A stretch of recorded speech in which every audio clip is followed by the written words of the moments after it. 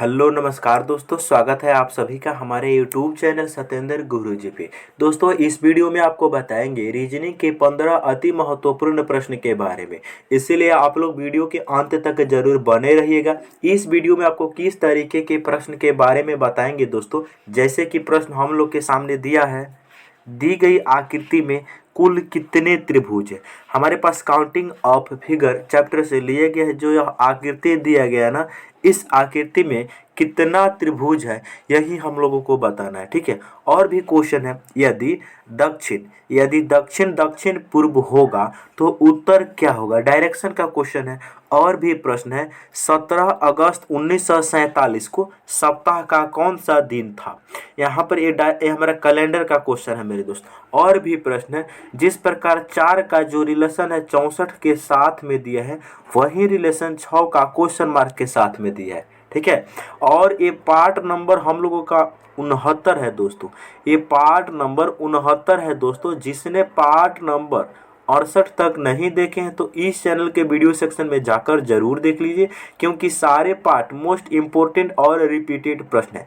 चाहो तो तुम इसका प्लेलिस्ट भी बना हुआ है, जो रीजनिंग का प्रैक्टिस बैच चलता है मेरा, उसका प्लेलिस्ट भी बना हुआ है। जाकर वहां से भी सारे वीडियो आप लोग उसको वॉच कर सकते हो। ठीक है। तो आइए दोस्तों, देखते हैं पहले नंबर प्रश्न से। चलिए, पहला क्वेश्चन आप लोगों के सामने है मेरे दोस्त। क्या है क्वेश्चन, ध्यान से देखिए। क्वेश्चन है, यदि a बराबर 2, o बराबर 30 और x बराबर 48 तो SAW का मान क्या होगा, यही हम लोगों को बताना है मेरे दोस्त। तो सबसे पहले यहाँ पर हम लोग देखेंगे कि इस क्वेश्चन में लॉजिक क्या है।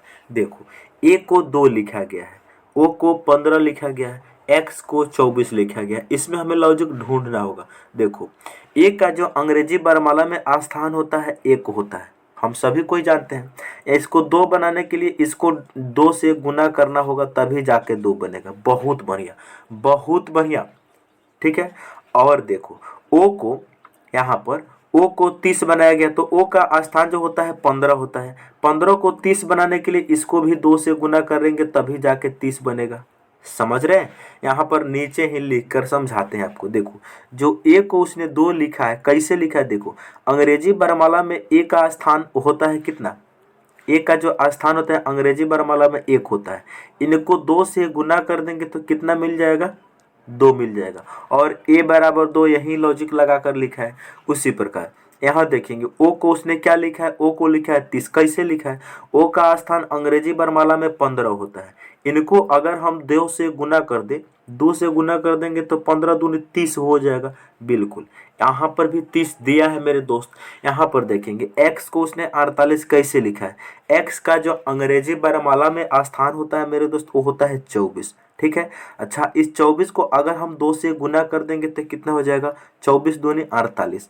और ऑलरेडी 48 यहाँ पर दिया हुआ है। इसी लॉजिक को फॉलो करके, इसी लॉजिक का फॉलो करना है, SAW का मान निकाल देना है, बस कुछ नहीं करना है। एस उसके अंदर क्या है, SAW है। देखो, ए का अंग्रेजी वर्णमाला में स्थान कितना होता है, यहाँ पर लिखते हैं। एस का जो अंग्रेजी एस जो होता है अंग्रेजी वर्णमाला में, इसका स्थान होता है 19, ए का स्थान होता है 1, डब्लू का स्थान होता है 23। समझ रहे हैं ना, इन सबको समझ रहे हैं। लेकिन हमें तो स्थान केवल नहीं लेना है, यहाँ पर लिखते हैं। चलो साइड में लिखते हैं ताकि अच्छे से आपको समझ में आ सके। यहाँ पर जैसे देखो, एस है, उसके बाद में ए है, उसके बाद में डब्लू है। तो SAW जो है ना, इनका हम कोड यूज करेंगे। एस का स्थान कितना होता है 19, लेकिन इनको भी 2 से गुना करेंगे। बिल्कुल, ए का स्थान होता है 1, इनको भी 2 से गुना करेंगे। डब्लू का स्थान कितना होता है मेरे भाई, 23 होता है, इनको भी 2 से गुना करेंगे। तो 19 गुना 2 करेंगे, कितना हो जाएगा मेरे दोस्त, 38 हो जाएगा। प्लस 1 गुना 2 करेंगे, कितना हो जाएगा, 2 हो जाएगा। प्लस 23 गुना 2 करेंगे, कितना हो जाएगा, 46 हो जाएगा। अब इन सारे को ऐड कर देंगे, यही हम लोगों का आंसर हो जाएगा। देखेंगे, 8 और 2 10, 10 और 6 16 के 6 हासिल कितना 1, 4 4 और 3 7 और 1 हासिल कितना 8। तो 86 इस क्वेश्चन का राइट आंसर हो जाएगा। और 86 को ऑप्शन नंबर डी में रखा गया है मेरे दोस्त, देख रहे हैं। तो 86 जो है, 86 ऑप्शन नंबर डी में रखा गया है। ठीक है। तो मैं उम्मीद करता हूं दोस्तों, ये क्वेश्चन भी आपको समझ में आ गया होगा। चलो मेरे प्यारे दोस्त अगला क्वेश्चन देखते हैं। अगला क्वेश्चन है, जिस प्रकार कागज का रिलेशन स्टेपलर से है उसी प्रकार कपड़ा का रिलेशन क्वेश्चन मार्क से है। अच्छा, जिस भाई ने अभी तक वीडियो को लाइक नहीं किया, वीडियो को लाइक करेंगे और चैनल पर नए हैं तो बिल्कुल चैनल को सब्सक्राइब करके बेल आइकॉन को ऑन करेंगे। चलिए देखते हैं क्वेश्चन क्या कह रहा है, ध्यान से देखेंगे। कागज का जो रिलेशन है स्टेपलर से है उसी प्रकार कपड़ा का रिलेशन क्वेश्चन मार्क से है। क्या लॉजिक है इसमें, ध्यान से देखेंगे। हम सभी कोई बहुत बढ़िया तरीका से जानते हैं मेरे दोस्त कि कागज को टांगने के लिए या फिर कागज को इकट्ठा करने के लिए स्टेपलर से पिंच किया जाता है। समझ रहे हैं, बहुत सारे कागज जो पेपर होता है उसको एक बार मिलाने के बाद उसमें स्टेपलर से पिन मारा जाता है, तभी जाके वो अस्थिर रह पाता है। उसी प्रकार कपड़ा के टांगने के लिए क्या किया जाता है, हैंगर का यूज किया जाता है। ऑप्शन नंबर सी इस क्वेश्चन का राइट आंसर हो जाएगा। ठीक है, तो मैं उम्मीद करता हूं दोस्तों ये क्वेश्चन भी आपको समझ में आ गया होगा। बढ़ते हैं अगले क्वेश्चन की तरफ। चलिए अगला क्वेश्चन है, जिस प्रकार 4 का जो रिलेशन है 64 के साथ में दिया है वही रिलेशन 6 का क्वेश्चन मार्क के साथ में है। तो यहाँ पर क्या लॉजिक है देखेंगे। सबसे पहले 4 से उसने 64 कैसे बनाया है इसको जांचेंगे। उसी प्रकार 6 से क्वेश्चन मार्क बनाना होगा। बहुत बढ़िया, बहुत बढ़िया। 4 से क्या बना दिया, 64 बना दिया। उसी प्रकार 6 से क्या बना देंगे, क्वेश्चन मार्क। इसमें क्या लॉजिक है, उस लॉजिक को पहचानो मेरे दोस्त। देखो 4 से 64 बनाने के लिए क्या करना होगा, जो 4 है ना इनका हम लोगों को घन करना होगा। घन का मतलब समझते हैं, क्यूब। क्यूब्स का मतलब समझते हैं 4 के पावर 3। 4 के पावर 3 का मतलब होता है 4 को 3 बार गुना करना। समझ रहे हैं, तो 4 चौका 16, 16 चौका कितना हो जाएगा, 64। बिल्कुल, तो 4 का घन कर देंगे तो 64 बन जाएगा। उसी प्रकार 6 से क्वेश्चन मार्क करने के लिए 6 का हम लोग क्यूब्स कर देते हैं। अच्छा, 6 का क्यूब कितना होता है मेरे भाई, 216 होता है। तो इस क्वेश्चन का राइट आंसर हो जाएगा 216। और 216 किस ऑप्शन में रखा है, तो ऑप्शन नंबर बी में रखा गया है। ठीक है, तो मैं उम्मीद करता हूँ कि आपको ये क्वेश्चन भी समझ में आ गया होगा। बढ़ते हैं अब हम लोग अगले क्वेश्चन की तरफ। चलिए अगला क्वेश्चन बहुत इंपॉर्टेंट क्वेश्चन है, जबरदस्त क्वेश्चन है। आ जाओ चलो सॉल्व करते हैं मेरे दोस्त। देखो श्रृंखला में अगला अक्षर ज्ञात कीजिए। देखो जो यह सीरीज चल रहा है ना, यहाँ पर क्या आएगा यही हम लोगों को बताना है। इसके लिए 4 ऑप्शन दी गई है। चलते हैं, यहाँ देखें कि सबसे पहले यहाँ पर क्या लिखा है, ए लिखा है, ए डब्ल्यू है। उसके बाद में क्या है, ई और यू है। उसके बाद में आई और एस लिखा है। उसके बाद में एम और क्यू लिखा है। उसके आगे क्वेश्चन मार्क है। तो इनके जगह पे बताना है कि कौन सा अक्षर आएगा। तो इसमें लॉजिक हम लोग ढूंढेंगे। सबसे पहले लॉजिक क्या ढूंढा जाएंगे, देखेंगे ए से ई कैसे बना है भाई, इसको जांचेंगे। देखो मेरे दोस्त, ए का जो स्थान होता है अंग्रेजी वर्णमाला में 1 होता है, ई का स्थान 5 होता है। तो 1 से 5 बना है, प्लस का 4 करके बना है। बिल्कुल, ई से आई कैसे बना है, ई का स्थान 5 होता है, आई का स्थान 9 होता है। तो 5 से 9 बना, प्लस का 4 किया गया। आगे देखते हैं, आई से एम बना है, आई का स्थान 9 होता है, एम का स्थान 13 होता है। 9 से 13 बना, प्लस का 4 किया गया। सिमिलरली यहाँ पर भी वही लॉजिक हम लोग लगा देंगे मेरे दोस्त। बिल्कुल सही, एम में भी प्लस का हम लोग 4 कर देंगे, क्योंकि सारे ही लेटर में प्लस 4 हो रहा है। तो एम का स्थान होता है 13, 13 में 4 जुटेगा 17, और 17वें स्थान पे जो लेटर होता है मेरे दोस्त वो क्यों होता है। तो यहाँ पर क्यों आ जाएगा। अब हम लोग देखेंगे सेकेंड लेटर में लॉजिक क्या है। सेकेंड लेटर है डब्लू है, यहाँ पर है यू। तो डब्लू से यू बना। डब्लू का स्थान अंग्रेजी वर्णमाला में 23 होता है, यू का स्थान 21 होता है। तो 23 से 21 बना है, -2 किया गया है। उसी प्रकार यू से हम लोग एस को देखेंगे। यू का जो स्थान होता है 21, एस का होता है 19। 21 से 19 बना, फिर से -2 हुआ। उसी प्रकार मेरे भाई एस से क्यों देखेंगे। एस का स्थान 19, क्यों 17, फिर से यहाँ भी -2 हुआ है। तो उसी प्रकार मेरे दोस्त अगली बार में फिर से -2 हो जाएगा। क्यों का स्थान होता है मेरे दोस्त कितना, 17। 17 में से 2 जाएगा, 15 बचेगा। अब 15वें स्थान पे जो लेटर होता है वो हम लोगों का ओ होता है। तो इस क्वेश्चन का राइट आंसर हो जाएगा क्यू और ओ।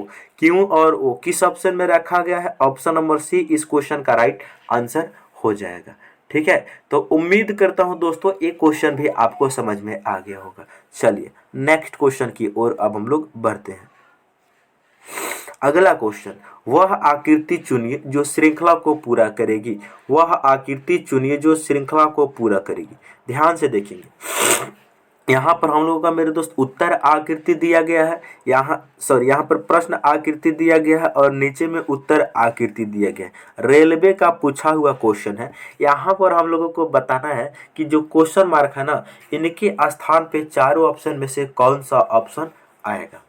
चलेंगे तो मेरे दोस्त सबसे पहले यहाँ पर हम लोग देख रहे हैं, जो यहाँ पर इस प्रकार से बिंदी वाला आकृति है, जो इस प्रकार से लाइन है, ये ज्यों कहते हैं अपने स्थान पे रह रहा है, तो यहाँ पर भी ज्यों कहते हैं यहाँ पर ऐसे ही रहेगा। बहुत बढ़िया, बहुत बढ़िया। अच्छा अब देखो मेरे दोस्त, यहाँ पर जो एरो है ना, इनका रोटेशन जानते हैं क्या है? जो एरो है ना, इनका रोटेशन है 90 डिग्री एंटी क्लॉकवाइज डायरेक्शन में घूम रहा है। घड़ी के चलने के विपरीत दिशा में यह घूम जा रहा है। देखेंगे कैसे, पहले था यहाँ पर इस डायरेक्शन में, अगली बार आ गया ऊपर की तरफ घूम गया, फिर अगली बार इस डायरेक्शन में आ गया, तो अगली बार यह नीचे की तरफ आएगा। समझ रहे हैं? अगली बार यह नीचे की तरफ आएगा तो इसमें आ जाएगा नीचे की तरफ। और देखो नीचे की तरफ कौन सा ऑप्शन में दिया है भाई? नीचे की तरफ कौन सा ऑप्शन में दिया है? देखो ऑप्शन नंबर ए नहीं हो सकता क्योंकि इसमें दोनों एरो गायब कर दिया है। ऑप्शन नंबर डी में मेरे दोस्त नहीं हो सकता क्योंकि यह जो लाइन है ये बिल्कुल ऐसा बनना चाहिए, तो यहाँ पर लाइन इधर नहीं आ सकता, इसीलिए डी गलती हो जाएगा, डी गलत हो जाएगा, ये गलत हो जाएगा। अच्छा यहाँ पर हम लोग देख रहे हैं मेरे भाई, जो यहाँ पर फिर इस लाइन का जो माथा है इस डायरेक्शन में नहीं हो सकता, इसीलिए सी गलत। अच्छा हमारा जो बी बचा यही ज्यों का ये जो लाइन है ये बिल्कुल ऐसा है और एरो भी नीचे की तरफ है, यही इस क्वेश्चन का राइट आंसर हो जाएगा ऑप्शन नंबर बी। लेकिन मेरे दोस्त हम ऑप्शन बी टिक नहीं करेंगे, जानते हैं क्या है? ये रेलवे का क्वेश्चन है, रेलवे ऑप्शन बहुत सारे बच्चे ऑप्शन चेक करने में ही गलत हो जाते हैं। ऑप्शन नंबर बी को किस ऑप्शन में रखा गया है इसको देखो मेरे दोस्त, तो ऑप्शन नंबर बी को ऑप्शन डी में रखा गया है, इसीलिए इस क्वेश्चन का राइट आंसर ऑप्शन डी हो जाएगा। ठीक है, तो उम्मीद करता हूं दोस्तों ये क्वेश्चन भी आपको समझ में आ गया होगा। समझ रहे हैं ना, इस बी को किस ऑप्शन में रखा गया? तो ऑप्शन डी में रखा गया है। चलिए अगला क्वेश्चन अब हम लोग देखते हैं। चलिए अगला क्वेश्चन है, नीचे दी गई जानकारी के आधार पर सवालों के जवाब दीजिए। यदि प्लस है गुना, माइनस है प्लस, गुना है भाग तथा भाग है माइनस, तो ये जो समीकरण दिया है इनका हम लोगों को वैल्यू बताना है। तो चलेंगे यहाँ पर क्या बता रहा है? प्लस है गुना, जहाँ भी प्लस है ना, बता रहा है कि प्लस के स्थान पर क्या लेना है? गुना लेना है। बहुत बढ़िया। माइनस के स्थान पे क्या लेना है? जहाँ भी माइनस है उनके स्थान पे लेना है हम लोगों को प्लस। बहुत बढ़िया। गुना के स्थान पे क्या लेना है? भागा। जहाँ भी गुना है उनके जगह पे हम लोगों को भाग लेना है। भाग जहाँ भी है उनके जगह पे हम लोगों को क्या लेना है मेरे दोस्त? माइनस लेना है। अब हम इन समीकरण को सॉल्व करते हैं। देखो समीकरण क्या है? 6, इतना बड़ा समीकरण है और रेलवे का क्वेश्चन है मेरे भाई। क्या है? ध्यान से देखेंगे। 6 उसके बाद माइनस है, माइनस के जगह पे हम लोगों को प्लस लेना है 9, उसके बाद में प्लस है तो प्लस के जगह पे हम लोगों को गुना लेना है 8, उसके बाद में है गुना, गुना के जगह पे हम लोगों को भाग लेना है। बहुत बढ़िया, बहुत बढ़िया। देखेंगे ध्यान से मेरे दोस्त, यहाँ पर क्या है? 6 के बाद माइनस, तो माइनस के जगह पे हम लोग को क्या लेना है? प्लस। उसके बाद है 9 के बाद में क्या है? प्लस, तो प्लस के जगह पे गुना लेना है। उसके बाद में 8, गुना के जगह पर क्या है भाई? गुना के जगह पर क्या है? तो भाग है, तो यहाँ पर भागा लेंगे। बहुत बढ़िया। अब भाग है उसके जगह पे माइनस लेना है। बस इनको अब सॉल्व करना है। कैसे करेंगे ध्यान से देखिएगा, यहाँ पर ध्यान से देखिएगा, इसको सॉल्व हम कैसे करेंगे। 6 ऐसे ही ठीक है, प्लस अब इसमें मेरे दोस्त बोडमास के रूल से इसको सॉल्व किया जाता है। तो सबसे पहले भाग का काम होगा। 9 गुना 8 में 3 से तो डायरेक्ट भागा जा नहीं रहा, 8 में 3 से भागा डायरेक्ट जा नहीं रहा, तो 8 को ऐसे ही लिखेंगे। देखो मेरे प्यारे साथियों, जो 3 है ये भागा में है, इसको गुना में चेंज करेंगे तो 1/3 इसको हम लिख सकते हैं। बहुत बढ़िया। अब माइनस का 20 ऐसे ही ठीक है। अब हम इनको काट पीट कर सकते हैं बहुत आसानी से। कैसे? 3 से इस 9 को काट सकते हैं हम 3 बार में, 3 से इस 9 को हम काट सकते हैं 3 बार में। अब देखो छः ऐसे ही ठीक है, छः ऐसे ही ठीक है, बीच में प्लस, यहाँ बचा 3, यहाँ बचा 8, 8 त्रिके कितना हो जाएगा 24 माइनस 20। अब हम इनको सॉल्व कर देंगे मेरे दोस्त। प्लस वाले को एक साथ जोड़ दो, उसमें से माइनस घटा दो। 6 में 24 को जोड़ेंगे तो कितना हो जाएगा 30 हो जाएगा, और 30 में से 20 को घटा देंगे कितना बचेगा 10 बचेगा। तो इस क्वेश्चन का right answer option number C हो जाएगा। ठीक है, तो मैं उम्मीद करता हूं दोस्तों आपको ये क्वेश्चन भी समझ में आ गया होगा। बढ़ते हैं अब हम लोग नेक्स्ट क्वेश्चन की तरफ।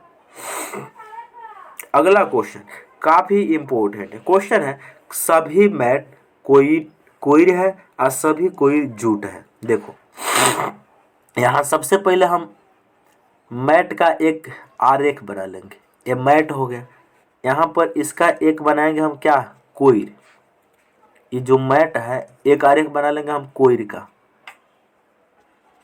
चलो ऐसे लिख लिया हमने, कोई है। आज सभी कोई क्या है भाई, सभी कोई जूट है, सभी कोई क्या है जूट है, तो एक बन जाएगा जूट का। बहुत बढ़िया। अब तुम निष्कर्ष चेक करो, निष्कर्ष चेक करो। निष्कर्ष है सभी जूट कोई है, सभी जूट कोई है। मेरे दोस्त जो जूट का आरेख है ये बाहर वाला है, और जो कोयर का आरेख है ये छोटा वाला सर्किल है। तो ये बताइए क्या पूरा जूट कोयर है, बिल्कुल ना ना ना नहीं है।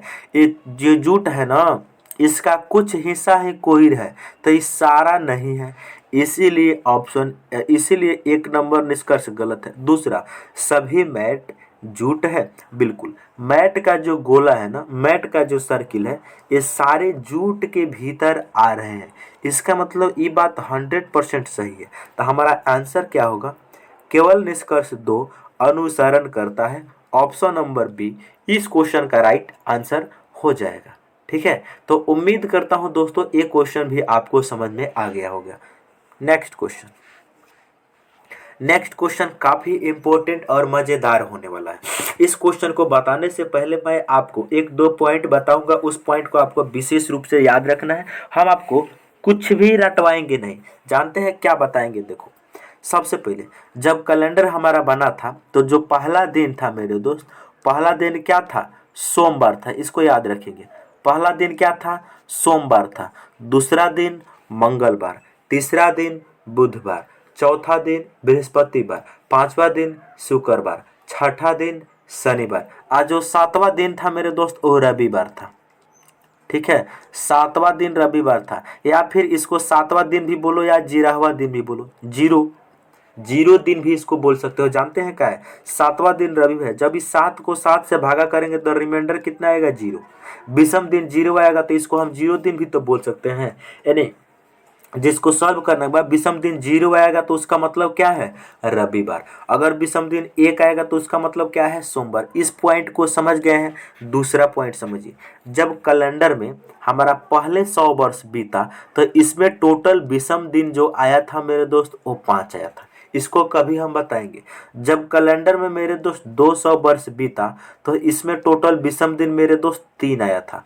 जब कैलेंडर में टोटल 300 वर्ष बीता तो इसमें टोटल विषम दिन मेरे दोस्त 1 आया था। जब कैलेंडर में पहले 400 वर्ष बीता तो मेरे दोस्त इसमें विषम दिन 0 आया था। ठीक है, अच्छा ये 4 के जितना भी मल्टीपल होगा सारे में विषम दिन 0 होंगे। जैसे 800 में विषम दिन 0, 1200 में विषम दिन 0, 1600 में विषम दिन 0, 2000 में विषम दिन 0, यानी 4 के कितना भी मल्टीपल हो जाएगा 400 का ना, सारे में विषम दिन 0 होंगे। अब इन क्वेश्चन को हम सॉल्व करते हैं। एक पॉइंट और आपको बताएंगे, वो पॉइंट क्या है ध्यान से देखिएगा। वो पॉइंट है 17 अगस्त 1947 को कौन सा दिन होगा। ये बताइए मेरे दोस्त, जो 17 अगस्त 1947वां वर्ष है, यानी 1946 वर्ष पूरा हो गया होगा। उसके बाद 1947 वाला वर्ष है ये चलना शुरू हुआ। क्या यह पूरा हो गया है, बिल्कुल नहीं। 1947वां वर्ष जो चल रहा है उसमें अभी 17 अगस्त तक ही यूज हुआ है। ठीक है, तो इसमें हम टोटल विषम दिन निकाल लेते हैं। कैसे कैसे निकालते हैं मेरे दोस्त, कुछ नहीं रटवाएंगे। 17 अगस्त 1947 तक टोटल विषम दिन हम काउंट करेंगे। देखो कैसे, यहाँ अगस्त तक महीना लिख लो, जनवरी, उसके बाद में फरवरी, जनवरी फरवरी, मार्च, अप्रैल, मई, उसके बाद में जून, उसके बाद में जुलाई, उसके बाद में अगस्त। ठीक है, अगस्त तक तो हमने महीना लिख लिया है। प्लस यहाँ पर लिखेंगे मेरे दोस्त 1946। अब पूछिएगा भैया क्या है, देखो 1946 वर्ष था वो समाप्त हो गया था। 1947 वर्ष जैसे ही स्टार्ट हुआ उसमें 17 अगस्त तक ही अभी हमने गए हैं। तो यही ना 17 अगस्त तक महीना को जब यहाँ पर हमने लिख लिए हैं तो फिर यहाँ पर 1947 हम नहीं ना लिखेंगे, इसमें से हमेशा एक घाटा लेते हैं। जानते हैं क्या है, क्योंकि 1947वें वर्ष का यदि महीना हमने ले रखा है। अब देखो हमारे बोर्ड पे स्पेस कम है तो हम करते हैं मेरे दोस्त क्या कि पहले हम लोग महीना में विषम दिन निकाल लेते हैं, तब जाके हम साल में निकालेंगे। ठीक है, तो ये महीना में विषम दिन निकालना तो सभी कोई को आता होगा। कैसे, जो जनवरी महीना होता है वो 31 दिन का होता है, जो फरवरी होगा वो 28 दिन का होगा, क्योंकि 1947वां वर्ष क्या है, साधारण वर्ष है, तो 28 का होगा। बहुत बढ़िया। मार्च जो महीना होता है 31 दिन का, अप्रैल होता है 30 दिन का, मई होता है 31 दिन का, जून होता है 30 दिन का, जुलाई होता है मेरे दोस्त 31 दिन का, अगस्त में तो हमें देवे किया है 17 तारीख, तो 17 लेंगे। बहुत बढ़िया। अब देखो मेरे भाई, यहाँ पर इन सभी में विषम दिन इनको ऐड करके 7 से भागा देकर विषम दिन हम लोग निकालेंगे, लेकिन हम 7 से भागा साथ ही साथ देते चलेंगे ताकि जोड़ने में दिक्कत ना हो। 31 को 7 से भागा करेंगे कितना रिमाइंडर बचेगा, 3 बचेगा। 28 को भागा करेंगे रिमाइंडर बचेगा 0। 31 को भागा करेंगे 3 बचेगा। 30 को भागा करेंगे 2 बचेगा। 31 को भागा करेंगे 3 बचेगा। 30 को भागा करेंगे 2 बचेगा। फिर 31 को भागा करेंगे 3 बचेगा। 17 को भागा करेंगे 7 से, तो 7 दूनी 14, 3 बचेगा। ये जितना भी हम लिख रहे हैं जानते हैं क्या, 7 के शेषफल, सभी को 7 से भागा देकर 7 के शेषफल को लिखा जा रहा है, क्योंकि 7 के शेषफल को ही विषम दिन कहते हैं मेरे दोस्त, ध्यान दीजिएगा। अब इन सबको हम ऐड कर लेंगे। बहुत बढ़िया, ऐड करेंगे तो 3 8 0 3 हो गया, 3 3 6 हो गया, 6 2 8 हो गया, 8 3 11, 11 2 13, 13 3 16, 16 3 19, कितना आ गया मेरे भाई, 19 आ गया। फिर से इस 19 को 7 से भागा देंगे हम, क्योंकि 7 से 12 आ गया। कभी भी विषम दिन 7 से 12 नहीं हो सकता, तो इसको हम 7 से भागा करेंगे तो 7 दूनी 14, कितना शेष बचा, 14 5 19, 5 क्या बचा मेरे भाई, 5 बचा शेषफल। अब इन सबको हम मिटा दे, सबको मिटा दे, आपको 5 याद करना है। यानी महीना में जो विषम दिन निकल के आया, आज जो वर्ष में निकल के आएगा ना, उसी के अनुसार हम लोग दिन निकाल देंगे। तो आपको इसको मिटा कर हम यहाँ पर कितना 5 दिन लिख देते हैं, क्योंकि स्पेस कम है। बहुत बढ़िया। महीना में टोटल विषम दिन कितना आया था, 5 आया था, तो 5 को हमने यहाँ पर लिख रखा है। अब हम 1946 में लीप ईयर हम काउंट करेंगे। बहुत बढ़िया। अच्छा, इसमें लीप ईयर हम काउंट करने के लिए यहाँ पर, सॉरी लीप ईयर नहीं, विषम दिन निकालने के लिए इसको हम तोड़ेंगे, ब्रेक करेंगे। इसको हम 1600 लिख सकते हैं, 1600। बहुत बढ़िया, 1600। अब प्लस इसको हम 300 लिख सकते हैं। बहुत बढ़िया, 1600 प्लस 300 प्लस, अच्छा ये जो 46 है इसको 46 ही लिख सकते हैं। बहुत बढ़िया। अच्छा, हमको तो डायरेक्ट मालूम है कि 1600 में कितना विषम दिन होता है, 300 में कितना विषम दिन होता है, ये भी मालूम है। अच्छा, 46 में हमें विषम दिन निकालना है और 46 में आए हुए लीप ईयर को भी जोड़ देंगे। 46 में लीप ईयर हम कैसे निकालेंगे, 4 से भागा देंगे, तो 46 को 4 से भागा देंगे तो 11 बार में जाएगा, 11 आएगा भागफल, तो यहाँ पर 11 जुट जाएगा। किसी भाई को कोई दिक्कत नहीं, दिक्कत। चलिए अब हम देखेंगे, हमने अभी ना आपको बताया था कि 1600 वर्ष 400 के मल्टीपल है, तो इसमें विषम दिन 0 हो जाएगा। अच्छा, हमने अभी ना आपको बताया था जब कैलेंडर में 300 वर्ष बीता तो उसमें टोटल विषम दिन कितना आया था मेरे दोस्त, कितना आया था, कितना आया था, 1 आया था। अच्छा, 46 में विषम दिन निकालेंगे, 7 से भागा देंगे। विषम दिन हमेशा 7 से भाग देकर 7 के शेषफल को ही लिया जाता है। तो 46 को 7 से भागा देंगे तो 7 6 42, रिमाइंडर कितना है, 4, प्लस यहाँ पर 11 को 7 से भागा देंगे तो 7 कम 7, यहाँ भी 4 बचा। इन सबको ऐड करेंगे तो ये हो जाएगा 1 का 4 5, 5 का 4 9, 9 हो गया। फिर इन 9 को हम 7 से भागा देंगे तो रिमाइंडर कितना बचेगा, 2। अब देखो मेरे दोस्त, महीना में कितना आया था, 5 आया था। अब वर्ष में कितना आ गया, 2 आ गया, तो 5 और 2 जोड़ेंगे कितना आ गया, 7। हमने आपको क्या बताया था, 7वां दिन कौन सा दिन होता है मेरे दोस्त? हमने आपको बताया था 7वां जो दिन होता है रविवार होता है। तो इस क्वेश्चन का राइट आंसर हो जाएगा ऑप्शन नंबर डी। ठीक है, तो मैं उम्मीद करता हूं दोस्तों ये क्वेश्चन भी आपको समझ में आ गया होगा। काफ़ी इम्पोर्टेंट और मज़ेदार क्वेश्चन था। चलिए, किसी भी भाई को अगर इस क्वेश्चन में दिक्कत हो ना तो कमेंट करके हमसे ज़रूर पूछ लीजिएगा। चलिए नेक्स्ट क्वेश्चन, अगला क्वेश्चन है, ध्यान से देखेंगे। आर का संबंध जिस प्रकार एच से है उसी प्रकार जेड का संबंध क्वेश्चन मार्क से है। क्वेश्चन मार्क के स्थान पर इन चारों ऑप्शन में से कौन सा ऑप्शन आएगा बताना है हम लोगों को। यहाँ पर आर से एच बनाया गया है, आर से क्या बनाया गया है ध्यान से देखेंगे। आर से क्या बनाया गया है मेरे भाई, ध्यान से देखेंगे। आर से क्या बनाया गया है, ध्यान से देखेंगे। आर से एच बनाया गया है, उसी प्रकार यहाँ पर जेड से क्या बनाया गया है, क्वेश्चन मार्क बना देंगे। क्या लॉजिक है उस लॉजिक को पहचानेंगे मेरे दोस्त, ध्यान से देखेंगे। आर से एच कैसे बना है बस इसको जांचो ना। हम सभी कोई जानते हैं अंग्रेजी वर्णमाला में जो आर का स्थान होता है वो 18 होता है, एच का स्थान कितना होता है मेरे दोस्त, 8 होता है। तो 18 से 8 बनाया है, -10 कर दिया, बहुत बढ़िया। उसी प्रकार जेड जो है इसमें से -10 कर देंगे। जेड का स्थान अंग्रेजी वर्णमाला में 26 होता है, 26 में से 10 घटेगा 16 बचेगा, और 16वें स्थान पे जो लेटर होता है मेरे दोस्त वो पी होता है। तो इस क्वेश्चन का राइट आंसर हो जाएगा ऑप्शन नंबर 1। ठीक है, तो मैं उम्मीद करता हूं दोस्तों ये क्वेश्चन भी आपको समझ में आ गया होगा। नेक्स्ट क्वेश्चन ब्लड रिलेशन से लिया गया है, काफ़ी इंपॉर्टेंट और मज़ेदार होने वाला है। क्वेश्चन है, यदि एक्स वाई की बहन है, जेड वाई की माँ है, डब्लू जेड के पिता है, भी जेड का पति है, तो वाई का भाई भी का डैश डैश डैश है। मेरे दोस्त ब्लड रिलेशन क्वेश्चन हम बनाने से पहले मैं आपको एक कंसेप्ट बताता हूँ। अगर पुरुष जेंडर होगा तो उसको हम त्रिभुज में बंद करेंगे, महिला जेंडर होगा तो उसको हम सर्किल में बंद करेंगे। ठीक है, अच्छा अगर पति पत्नी होंगे, जैसे अगर मान लो ये त्रिभुज है ये सर्किल है, ये दोनों भाई बहन कहलाएंगे, बहुत बढ़िया। ये होगा भाई, ये होगा बहन, लेकिन इन दोनों के बीच में एक छोटा सा प्लस सिंबल हम लोग जैसे ही यूज कर देंगे तो ये हो जाएंगे पति देव, ये हो जाएंगे पत्नी, ये दोनों पति पत्नी हो जाएंगे। ठीक है, तो इन 2 पॉइंट को ध्यान में रखकर आपको मैं इस क्वेश्चन को बताता हूँ। फैमिली ट्री बनाने का सिखा रहे, कैसे फैमिली ट्री बनाया जाता है इसको सिखाते हैं। देखो एक्स वाई की बहन है, जो एक्स है मेरे दोस्त देखो ध्यान से, जो एक्स है वाई की बहन है, एक्स क्या है, वाई की बहन है। ध्यान से देखिएगा, जो एक्स है ये वाई की क्या है, एक्स वाई की बहन है, समझ रहे हैं।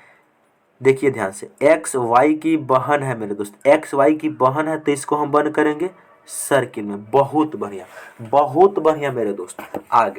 आगे कहता है, ध्यान से देखेंगे, एक्स वाई की बहन बना लिए हमने। आगे कहते हैं जेड वाई की माँ है, वाई की माँ कौन है, जेड, तो वाई से ऊपर आएगी माँ जनरेशन गैप में, तो ऊपर जेड क्या है, माँ है, अब माँ है इसीलिए इसको भी हम सर्किल में बंद करेंगे।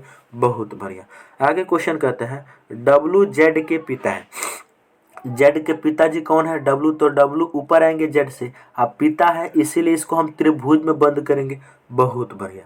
आगे क्वेश्चन कहता है भी जेड का पति है, जो भी है वो जेड का पति देव है, तो इन त्रिभुज में बंद हो जाएंगे। अच्छा ये पति पत्नी बने हैं इसीलिए इन दोनों के बीच में एक प्लस सिंबल का यूज होगा। बहुत बढ़िया। आगे क्वेश्चन कहता है वाई का भाई बी का डैश डैश है, यानी वाई का भाई, तो अपने मन से वाई का, एक्स तो वाई का बहन है, अपने मन से एक खाली ट्रायंगल बना लेंगे तो यही वाई का भाई न होगा। बहुत बढ़िया। अब हम लोगों को बताना है मेरे दोस्त, क्वेश्चन है कि वाई का भाई भी का डैश डैश है, जो वाई का ये भाई है ये भी का कौन है, देखो भी का पत्नी है जेड, है ना।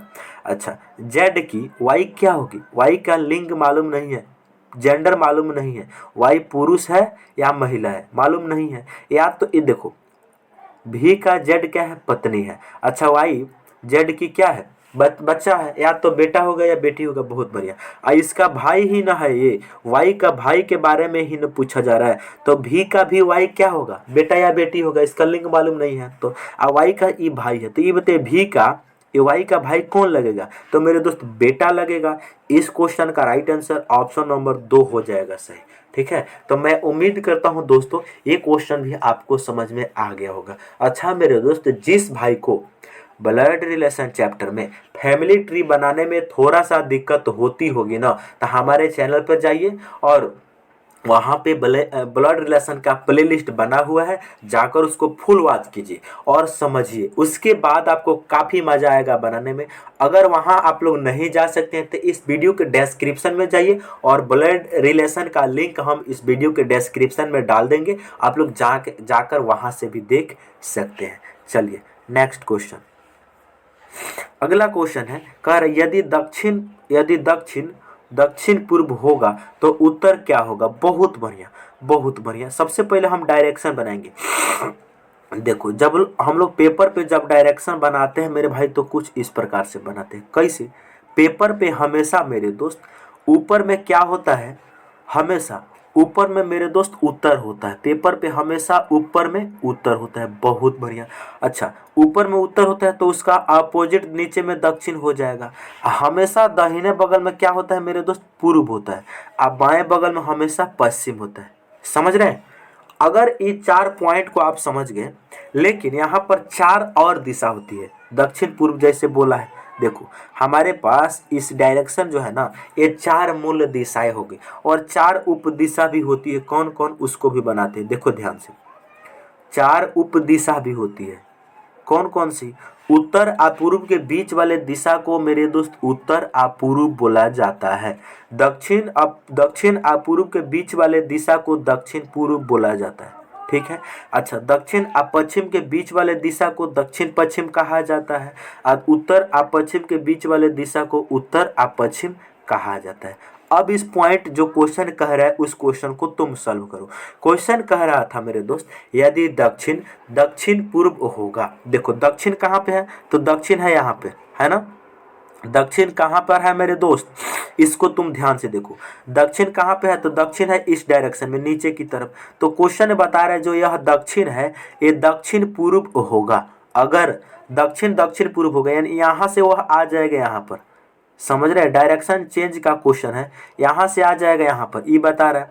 अब देखो मेरे दोस्त, जैसे ही दक्षिण यहाँ से यहाँ पर उल्टे घूम के आएगा, यहाँ से आपको लॉजिक समझ में आ रहा है? हाँ बिल्कुल समझ में आ रहा है। क्या हो रहा है?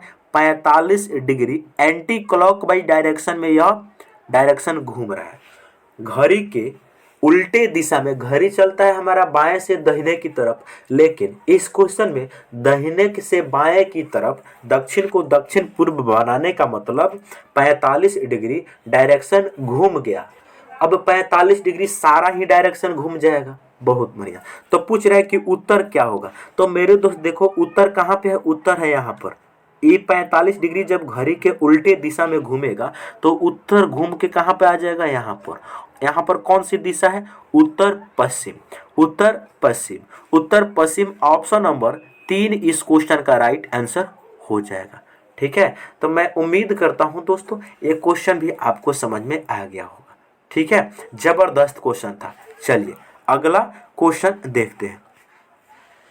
अगला क्वेश्चन है, श्रेणी को पूर्ण करें। देखो यहाँ पर क्या है? 18 है, उसके बाद में क्या है? 21 है, उसके बाद में क्या है? 24 है, उसके बाद में क्या है? 27 है, उसके बाद में क्या है? क्वेश्चन मार्क है। यहाँ पर हम लोग लॉजिक ढूंढेंगे।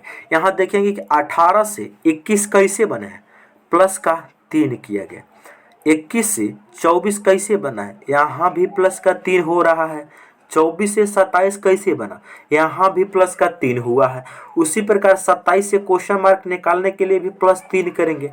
यहाँ पर ऑलरेडी पहले से 27 दिया गया है। जब इसमें हम लोग प्लस 3 करेंगे कितना हो जाएगा मेरे दोस्त?